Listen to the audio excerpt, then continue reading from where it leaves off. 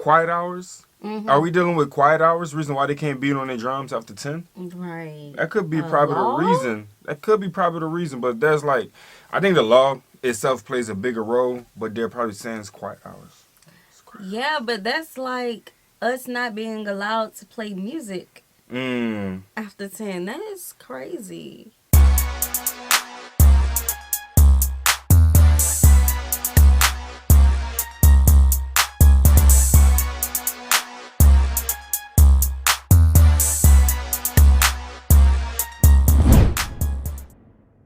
What's good, y'all? It's the Demouchets REACT, and we're back with another video. Who we got today, C? Today we're back with another American reaction. Super excited about this video, guys. If you're new to us And we're new to you, make sure you scroll down, hit that subscribe button, and turn on the post notification bell because we're on the road to 100K. And we cannot get there without you guys, all right? Join the family. Without further ado, let's get into the video.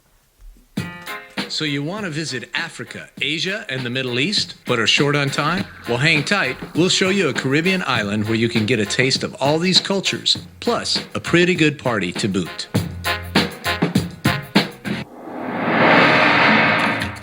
The islands of Trinidad and Tobago are probably the most diverse and unique islands in all of the Caribbean. Okay. It's like visiting several countries all rolled up into one.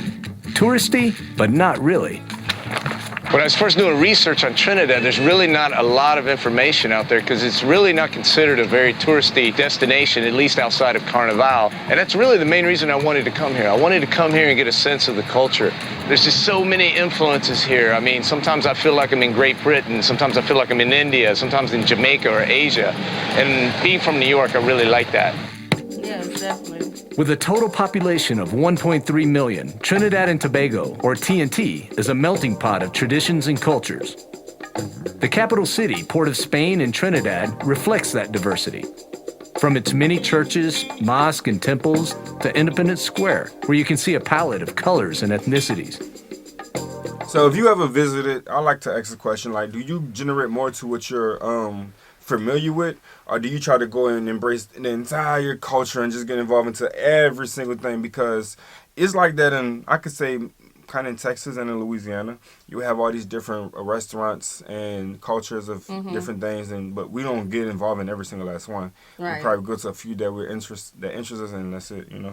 Right, definitely. That's why now we want to, broaden our horizon. We want to, especially with us traveling out of the country, we're not going to travel out the country and want to go get some burgers and fries. Negative, so we ain't doing that. Not happening. We want to go to the culture, okay? Right. So, yeah, that was an interesting question, babe. Appreciate it. If you decide to hit up the sister island of Tobago, then you can just jump on the ferry for a quick and scenic boat ride. Port of Spain also has some good spots for day trips. Maracas Bay is a nearby and popular hangout for Trinis looking to escape the city for a day. Families head to the beach to swim or play soccer and, of course, cricket. Artisans sell their wares, and it's a good place to just chill and enjoy the hot island sun. Maracas Bay is also a good spot to try the famous bacon shark.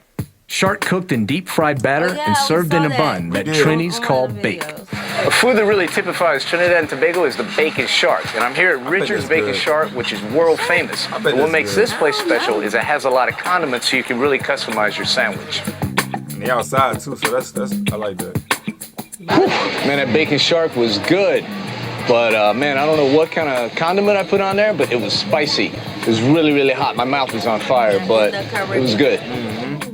On the way back from the beach, you can stop at Lookout Point to catch the beautiful view and sample some candies and sweets native to the islands. Now, I was wondering why Trinidad's capital is called Port of Spain when everyone here speaks English. So I visited the Spanish-influenced Lopino village just outside of Port of Spain to find out more. Okay, so Arthur, Trinidad has so many different influences, but the capital is called Port of Spain. Why is that? Well, Spanish discovered Trinidad, Christopher Columbus, in 1498. Okay. Right, so the Spanish came here, they met the Amerindians. Right. Right? Right. And then they established their capital in a place called St. Joseph. Okay. Which is away from the coast. Right. Right? And then eventually when trade began to build up, yeah, they decided to need the capital on the sea line. Okay. Right? So they established the Port of Spain. The Port of Spain. Puerto de España. Real simple. The island's Hispanic influence is most apparent around Christmas, when groups of people go house to house singing Christmas carols called parangs, which is derived from the Spanish word parranda.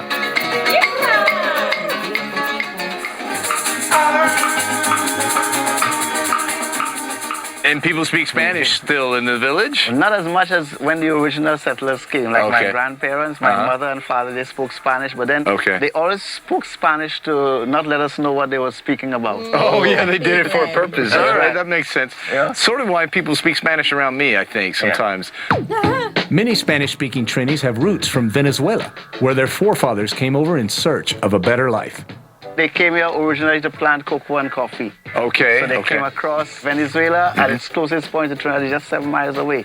Oh, wow. So they just jump on a pirogue and they come over. Oh, okay. In fact, if you go down to Iquitos, which is in the south of Trinidad, Right. you'll still see Spanish people coming, Venezuelans coming on the boats and going back They and still forth. go back and forth. Yeah, and Wow. drinking Carib and everything. So it's safe to say that among all the other influences in Trinidad, the Spanish influence is still pretty strong here. Still pretty strong. And then around here, visitors can come get a taste of Spanish culture. That's right. And you actually have a guest house, a bed and breakfast. That's right. And Mariposa, we try to preserve the culture and the cuisine and everything so they get a taste of the food that we serve. Yeah. And then the singing and everything. And you sing for them like you sang for me? That's what we do. Oh, that's cool, man.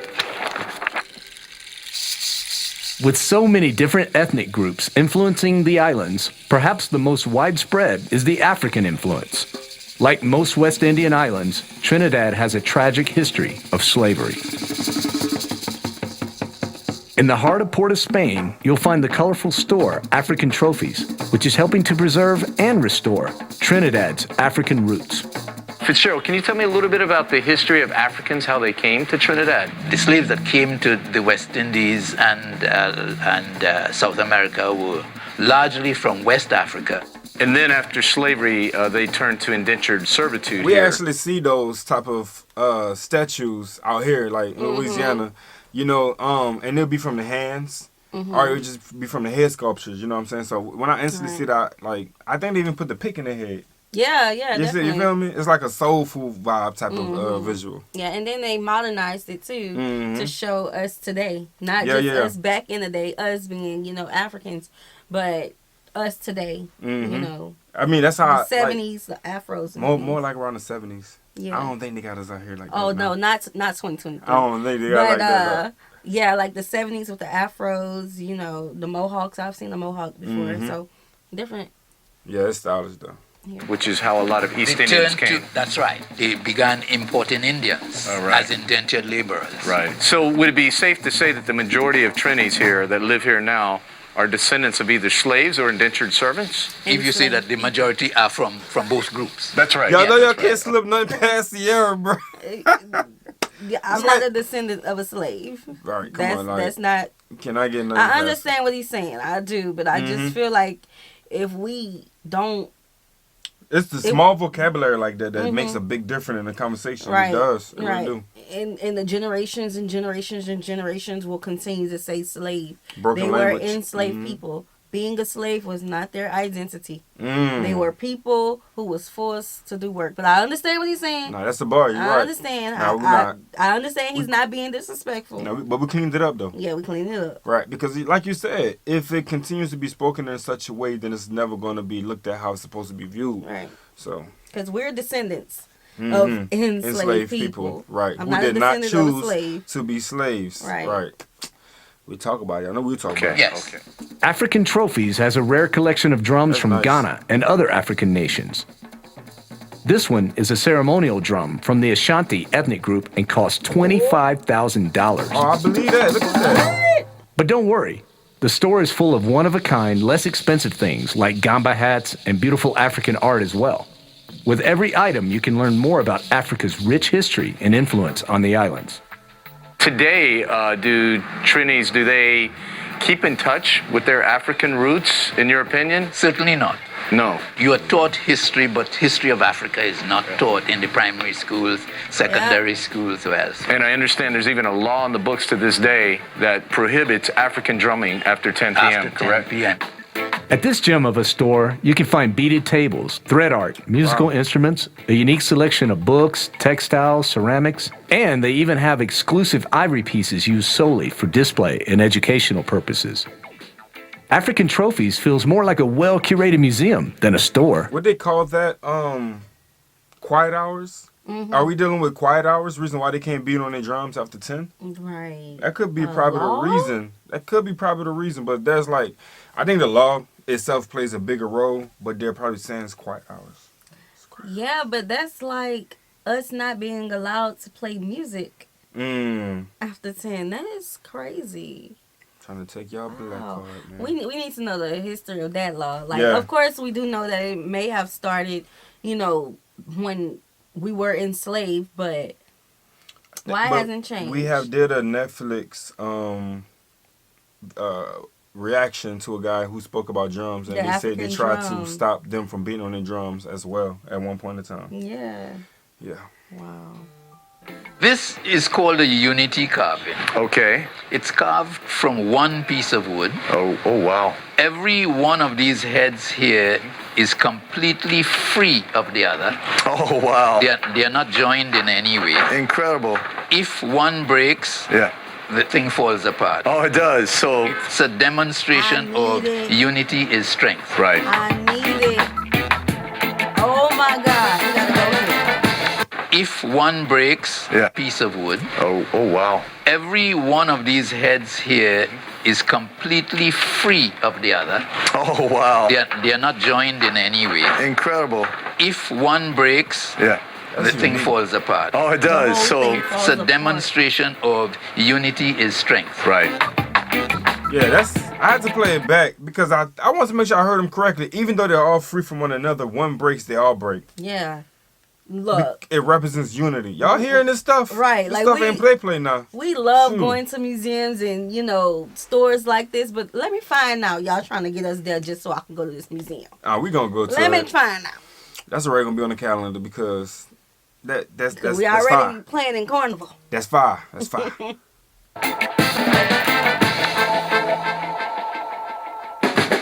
If there is one thing that personifies Trinidad and Tobago's good time culture, it's Carnival. The celebration is legendary and attracts revelers from all over the world.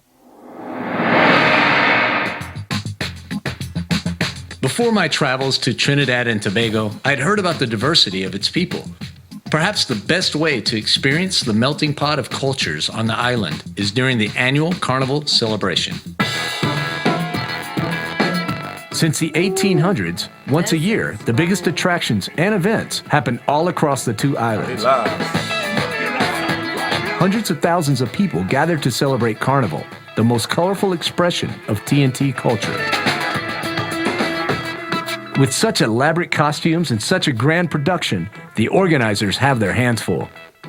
We are the National Carnival Bands Association of Trinidad and Tobago, the NCBA. Okay. We are also the body that has been recognized by the government to really make charge of all carnival events and run the carnival in a smooth way and the development of our carnival. It involves the entire nation at some point in time. And it's almost a year-round preparation, not quite, but almost, right? Well, it has evolved into that. Yeah, to get more detail. Preparation for Carnival goes on all year. Its participants, or Mas players, go all out to show off their costumes and dance skills. And if you're from out of town, no worries. You're welcome to join the party. We welcome all foreigners because it's a sort of competition to see how many foreigners we could have in our band. It's always something that you feel good about when you have foreigners coming to participate in your festival. Wow. You know, it's something that you really feel good about. Wow. Does it get bigger and bigger every year? Well, we have as much as one band having 6,000 people in it. Wow. One band. Wow. Right? And we have about 4 or 5 bands that will have that kind of capacity. Wow. They also have junior bands from the local schools, as well as an academy of artists. It seems like the entire country participates in Carnival.